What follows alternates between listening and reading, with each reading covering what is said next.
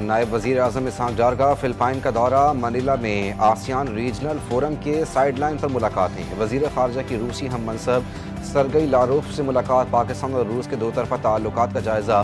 اسحاق ڈار کی بنگلہ دیشی وزیر خارجہ خلیل الرحمان سے بھی ملاقات، مضبوط باہمی تعلقات کے عزم کا اعادہ۔ پیٹرول پمپس رات 12 بجے سے بند ہونے کا خدشہ، آل پاکستان پیٹرول پمپ اونرز ایسوسی ایشن کا نئی حکومتی پالیسی کے خلاف ملک بھر میں ہڑتال کا اعلان، قیمتوں کا ماہانہ بنیاد پر تعین کرنے کا مطالبہ۔ پاکستان پیٹرولیم ڈیلرز کا ہنگامی اجلاس بھی جاری، ہڑتال کرنے یا نہ کرنے کے حوالے سے فیصلہ کیا جائے گا۔ گلگت بلتستان کی 12 رکنی صوبائی کابینہ کی تشکیل کی منظوری، سمری پر گورنر سید مہدی شاہ نے وزیر اعلیٰ کی سفارش پر دستخط کر دیے۔ کابینہ میں بلتستان ڈویژن سے 5، گلگت ڈویژن سے 5 جبکہ دیامر استور ڈویژن سے 2 وزراء شامل۔ کیبنٹ ڈپارٹمنٹ کابینہ کی تشکیل سے متعلق باقاعدہ نوٹیفیکیشن جاری کرے گا۔ کراچی کے علاقے نیا ناظم آباد سے اغوا ہونے والے آذان کیس کی تحقیقات میں پیش رفت، بچے کے والد کے قریبی دوست احتشام کی جانب سے اہل خانہ اور پولیس کو گمراہ کرنے کا انکشاف۔ گرفتار ملزم کا ابتدائی بیان جی ٹی وی نیوز نے حاصل کر لیا۔ ملزم بچے کی بازیابی کی کوششوں میں خود بھی سرگرم دکھائی دیا۔ اور چلاس میں بارشوں کے بعد ضلع دیامر میں سیلابی صورتحال، تانگیر کے علاقے فروڑی میں سیلابی ریلا رہائشی آبادی میں داخل، متعدد مکانات، زرعی زمینیں، کھڑی فصلیں اور باغات کو نقصان۔ تھور اور کھنر میں سیلاب کے باعث رابطہ سڑکیں متاثر، آمد و رفت معطل ہونے سے مقامی آبادی کو مشکلات۔ امریکہ کے ایران پر مسلسل 11ویں رات میں فضائی حملے، ایرانی فوجی آپریشنز مراکز کو نشانہ بنانے کا دعویٰ، بحری تنصیبات، ڈرون، گودام اور طیارہ ہینگرز پر بھی حملے کیے گئے۔ امریکہ کا ایران پر تجارتی جہازوں کو نشانہ بنانے کا الزام برقرار، دعویٰ کیا کہ ایران نے گزشتہ 3 ماہ کے دوران 30 سے زائد تجارتی جہازوں کو نشانہ بنایا۔ تہران نے امریکی حملوں کو خطے میں کشیدگی بڑھانے کی کوشش قرار دیا۔ عراق میں مارے جانے والے امریکی فوجیوں کی لاشیں آج شام امریکہ پہنچائی جائیں گی۔ امریکی جارحیت کے جواب میں ایران کی ایک اور بڑی عسکری کارروائی، کویت میں امریکی فوجی تنصیبات سے منسلک اہم ریڈار نظاموں کو تباہ کر دیا۔ علی السلام ایئر بیس کے اطراف ریڈار کمپلیکس کو بھی نشانہ بنایا گیا۔ بوبیان جزیرے پر نصب ایک اور ریڈار نظام بھی حملے کی زد میں۔ ایرانی حکام کا کہنا ہے کہ دشمن کے نگرانی اور دفاعی نظام کو شدید نقصان پہنچا۔ پاسداران انقلاب نے کارروائی کو کامیاب عسکری آپریشن قرار دیا۔ جارحیت کرنے والوں کے خلاف آپریشن جاری رکھنے کا اعلان۔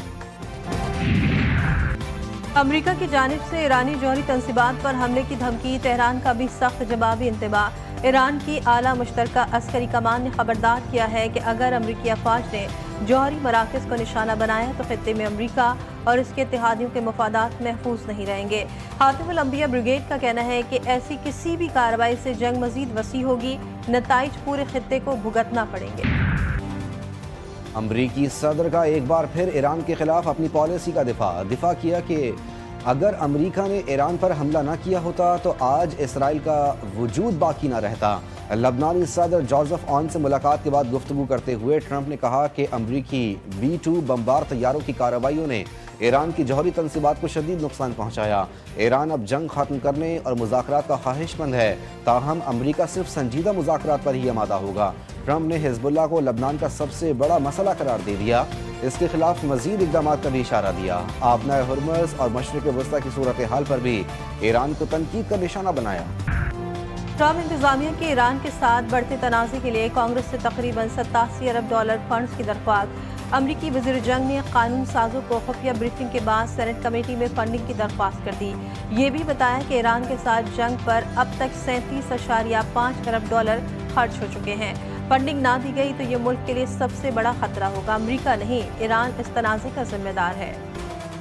ایرانی وزیر داخلہ کا دورہ پاکستان، اسکندر مومنی نے وزیر اعظم شہباز شریف کو ایرانی صدر کا خصوصی پیغام پہنچا دیا۔ ملاقات میں خطے کی مجموعی صورتحال پر غور، وزیر اعظم کا ایران اور امریکہ کے درمیان بڑھتی کشیدگی پر اظہار تشویش، فریقین پر مذاکرات کی طرف واپس آنے پر زور دیا۔ اسکندر مومنی کی مذاکرات میں پاکستان کے ثالثی کی کوششوں کی تعریف۔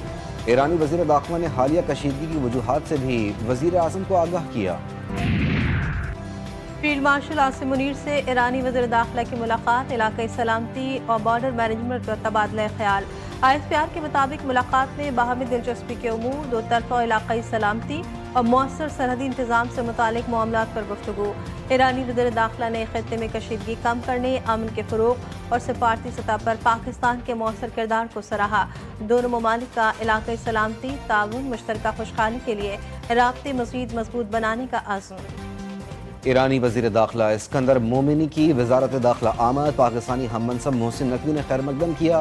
FCC کے چاق و چوبند دستے کی ایرانی وزیر داخلہ کو سلامی، دونوں وزراء داخلہ کا دو طرفہ تعلقات اور باہمی تجارت کو مزید مستحکم بنانے کا عزم، علاقائی صورتحال پر بھی بات چیت، انسداد دہشت گردی اور انسداد منشیات کی شعبوں میں اشتراک بڑھانے کا فیصلہ، افغان سرحد سے منشیات اور دہشت گردی روکنے کے لیے مشترکہ موقف اپنانے کی ضرورت پر زور دیا گیا۔ محسن نقوی نے کہا، ایرانی وزیر خارجہ اور ایرانی وزیر داخلہ نے امن کے لیے غیر معمولی کامیابیاں حاصل کی، امید ہے اب بھی اچھی خبر جلد سامنے آئے گی اور امن قائم ہوگا۔ نیو یارک کے میئر زہران ممدانی نے نیتن یاہو کو جنگی مجرم قرار دے دیا، فوری گرفتاری کا مطالبہ، زہران ممدانی کی ICC کے وارنٹ پر عمل درآمد کی اپیل۔ غزہ میں اسرائیل کارروائیوں کو نسل کشی قرار دیا، امریکی حکومت سے ICC کے ساتھ تعاون کا مطالبہ، کہتے ہیں نیتن یاہو کو نیو یارک میں خوش آمدید نہیں کہا جائے گا۔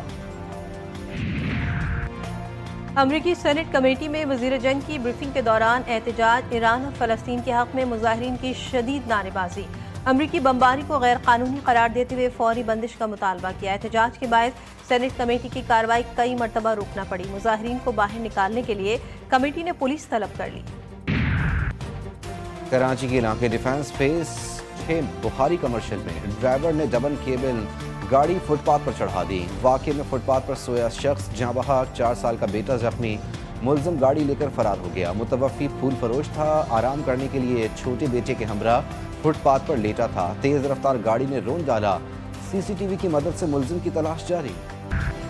کراچی کے علاقے پرانا گولی مار میں کھماڑی پولیس کا حساس ادارے کے ہمراہ انٹیلیجنس بیسڈ آپریشن، فائرنگ کے تبادلے کے بعد گینگ وار گروہ ریاست جدگال کے 2 مبینہ شوٹر گرفتار، 5 پسٹل، MP5 رائفل اور منی کلاشنکوف برآمد، ملزم زبیر پر ٹارگٹ کلنگ، فائرنگ، دھمکانے اور منشیات فروشی کے الزامات۔ پولیس کے مطابق ملزم زبیر دیگر گینگ وار گروپوں اور ایک دہشت گرد تنظیم کے لیے بھی کام کر چکا ہے۔ کارروائی کے دوران حاجی ریاست سمیت 4 ملزمان فرار ہو گئے۔ کراچی کا ولنگ ہسپتال معصوم بچوں کی جانوں سے کھیلنے لگا، مزید 16 معصوم بچے HIV کا شکار، متاثرہ بچوں کی تعداد 97 تک پہنچ گئی، مہلک مرض کے باعث 9 معصوم جانیں دم توڑ چکی ہیں۔ متاثرہ بچوں کے والدین کی اسپتال انتظامیہ کے عدم تعاون، ادویات کی کمی اور ایک ہی سرنجز کے بار بار استعمال کی شکایات۔